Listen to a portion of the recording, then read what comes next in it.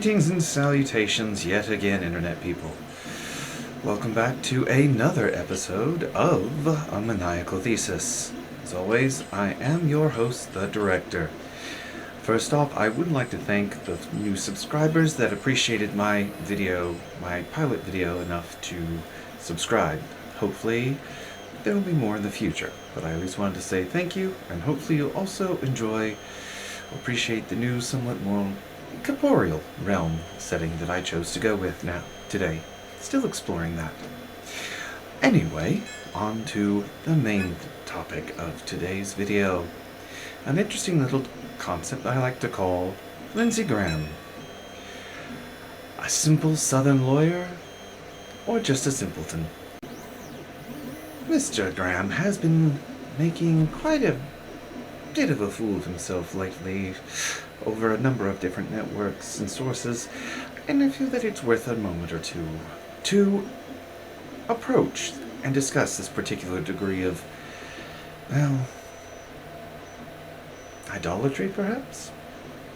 To begin with, let us recap with his somewhat of a, well, can't exactly call it Karen-esque, but Marin is just weird. So, this little childish temper tantrum from somebody old enough to have grandkids, that makes no sense, on MSNBC. Take it away, Georgie boy. And when an investigation is had about your activity, no, let me finish. But you didn't answer the question. That was ridiculous. Well, yeah, I'm trying to answer the question from a Republican point of view. That may not be acceptable on this show. Yes, I don't like what President Trump did in certain aspects. I don't like that Joe Biden had classified information on the garage. I don't like that Mike Pence carelessly took classified information. I don't like any of that. But what I don't like is a system in America where the Secretary of State, who's a Democratic candidate for president, has people take a hammer to social media devices and break them apart, apply bleach bit to a hard drive to erase emails, allow classified information to get on a felon's computer, Anthony Weiner.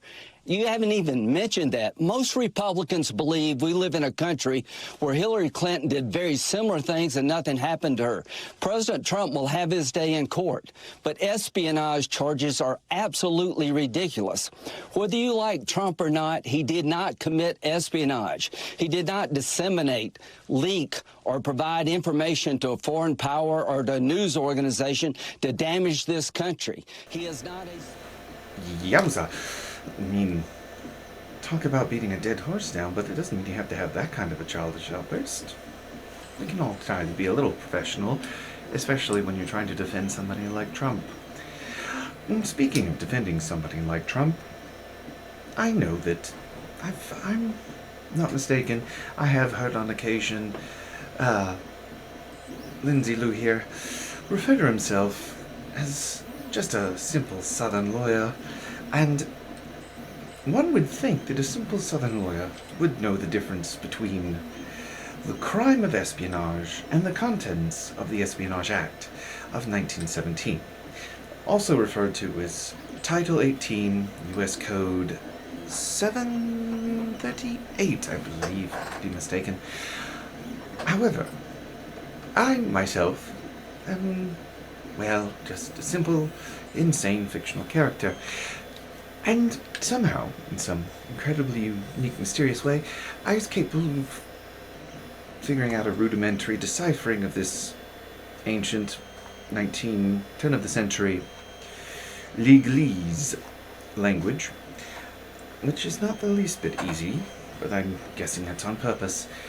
And I believe it does state that willfully retaining the documentation and fails to deliver to the officer or employee of the United States. See, an interesting little concept here is that, contrary to Trump's ego, at the time that he was in Mar-a-Lago when this all started happening, he was no longer the President of the United States, and as such he was a private citizen.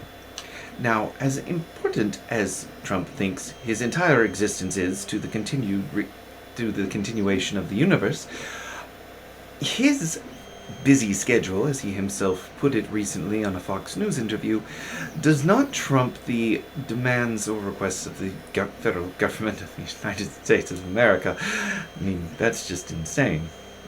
And I might know a thing or two about that. But still, that's kind of the point here. You see, just because Trump is not only incapable of hiring quality people to staff any position in the federal government, but also incapable of finding somebody who knows how to properly sort things into boxes, doesn't mean that his schedule or his failures warrant exemptions from requests by the federal government. It's actually rather that simple. I mean, how hard can it be to grasp that single point? Apparently quite difficult. But that's not where Lindsey stops, unfortunately. He continues on to an even greater amount of embarrassment. A truly depressing display. Take it away, Shawnee boy. Shall we? Melania and Ivanka, we got your back. President Trump, we have your back. This is not about you, it's about us. You could take the Dalai Lama and make him the Republican nominee. They'd try to destroy his life. They hate conservatism. This is a bunch of BS. President Trump, you're going to prevail. You're going to be the Republican nominee, and you're going to be president again. Just hang in. Conservatism. Really, Lindsey? You honestly want to try and pull that one? The Republican Party hasn't been conservative in who knows how long. They've mostly been preoccupied with being, well, lunatics. And full of white nationalists, and white supremacists, and Christian nationalists, and evangelical loonies, and fascists, and Nazis. I mean, I'll actually get back and edit that out. And all that other fun stuff. So, yeah, no. Conservatism? No. That has not been your policy. That has not been your agenda for at least a decade. Definitely not once Trump took over and, well, trumped everything. But honestly, Lindsey, honestly, see, even taking off glasses, honestly,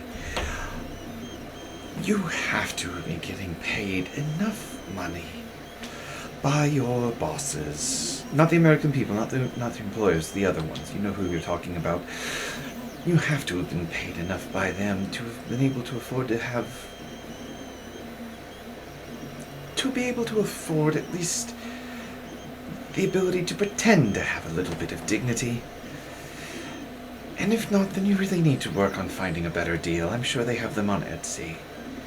And if you absolutely refuse to even consider that, then when you're done with Trump's shoes, because he only has to have so many, could you perhaps help with mine?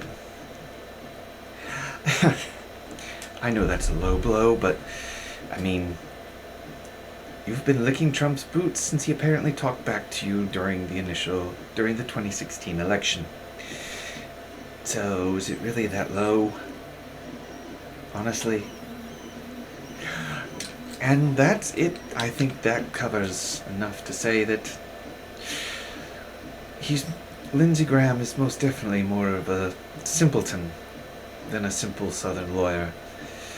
And I think that's going to be it for this week's episode of A Maniacal Thesis. As before, I thank everyone for your interest, your comments, your feedback, even your criticisms, so I would prefer that we be as respectful as possible for the internet of 21st century Earth. I know I'm asking a lot. But anyway, thank you everyone for watching, commenting, and even liking. Can't wait to see what next week's is going to be like and what new insanities there will be to discuss. But until then, please like, follow, comment, and subscribe. And have a good weekend, or good evening, whenever this comes out. Until later. Cheers.